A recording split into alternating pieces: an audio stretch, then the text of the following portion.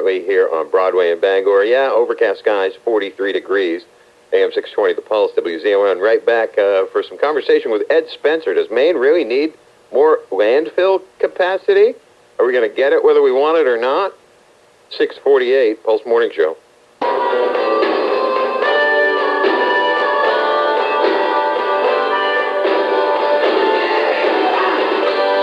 Oh, it's a good thing it's Friday. 43 degrees here on Broadway in Bangor. Overcast skies, but that's going to change. We'll see some sunshine before all said and done. And temp's going to push right up into the 50s.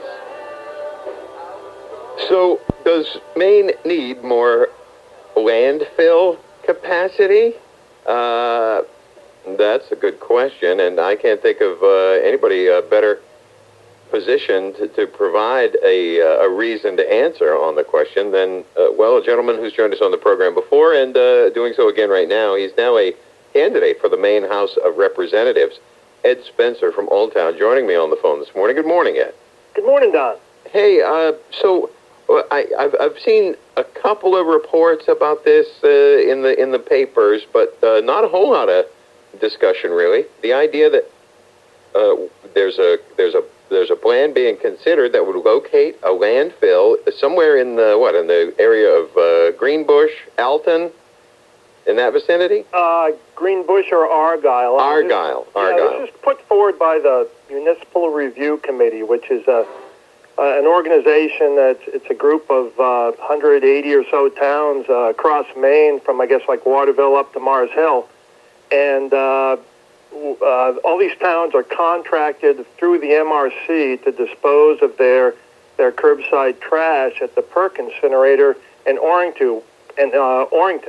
Well, these some contracts are due to expire about 4 years from now. Primarily, what's causing some changes is that the Perk facility is now getting some federal subsidies on the cost of the power they sell to the grid, and that's going to end at the end of March 2018. And there appears to be some kind of a rift between the MRC and PERC as far as what the future is going to be beyond that. So, which this is all, people have known this is coming for quite a while. What we didn't really realize was that the MRC was going to propose citing a landfill for the use of these towns, and if you can put yourself in the shoes of these residents of Greenbush or Argyle and the surrounding communities, all of a sudden one morning you get up, do your thing. By sundown, you're finding out there might be a landfill, in your neighborhood. And the lack of just kind of due process and basic decency of including these people in the process, I think is, kind of disturbing, really.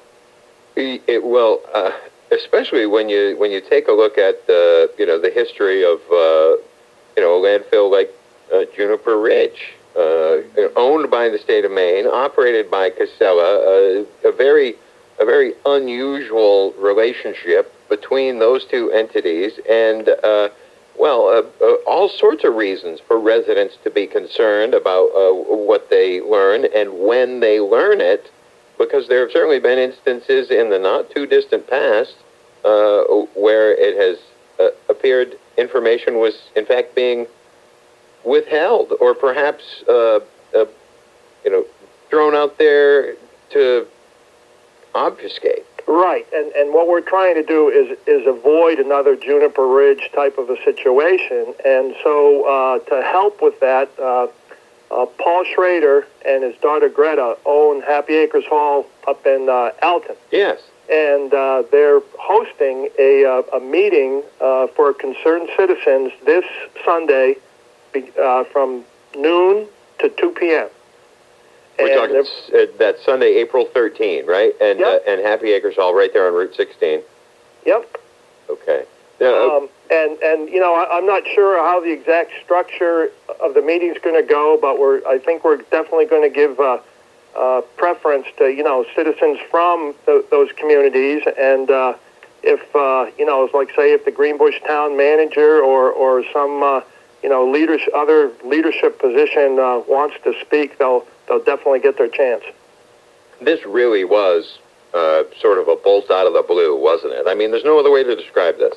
Yeah, and I think people, there was an editorial piece in the Bangor Daily News last Monday, and, it was okay for the most part, but I thought it was kind of condescending, saying don't, jump to conclusions and just necessarily go against it to start with. There may be some benefits for you.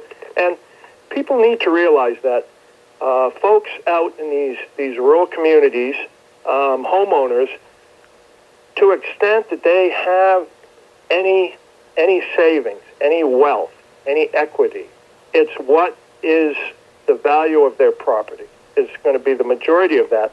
So all of a sudden you find out that the roulette wheel goes around and bam, it's your town. Yes. And supposedly they considered 40 different sites, and I'm saying, don't we have enough landfills right here in this area already? If they put it in Argyle, it'd be within a few miles of Juniper Ridge. Yeah. And why do we need to concentrate all of our landfill capacity within a relatively small geographic area, especially right. when you pull up to the 10,000-foot view of the state of Maine? Have you seen any of the other locations that were on this list of 40? No, I can imagine. There's kind of a like when they cited the original paper mill sludge that became Juniper Ridge, they had a list of like 20 different sites. So I imagine some of them are in common, but it makes you wonder. And we're going to try very hard to find out what was the process on selection. What were the criteria? Is it the best place environmentally and ecologically, or is it the most convenient place with the lowest population? Yeah, that's you have to imagine that's a primary consideration when they start to consider this, because they want to keep the opposition to a minimum. Sure, and like you said, if you take the big picture. For many years now, people and all kinds of different entities have been working on this river restoration project, and it's just about to be fulfilled with the complete removal of the VZ Dam. So you're going to have this free-flowing river, which could lead to some fantastic opportunities, and not just economically for ecotourism, but for just to restore not just the river system, but the entire, Gulf of Maine, Penobscot Bay, Gulf of Maine. And this runs contrary to that. This is in definite conflict.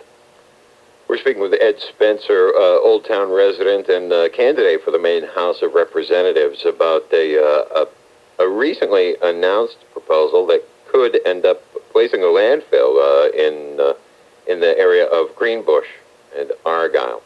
And just about a minute and a half left here. I want to remind everybody, this gathering that you're talking about for informational purposes happens this Sunday, the 13th. It's going on at the Happy Acres Meeting Hall, which is on Route 16. What's the time again? 3 o'clock in the afternoon? No, it starts at noon, Don. Oh, starts at noon. Okay, thanks for the correction. Yep, and one thing people can do is there's a comment period open. Unfortunately, it closes a week from today, April 18th.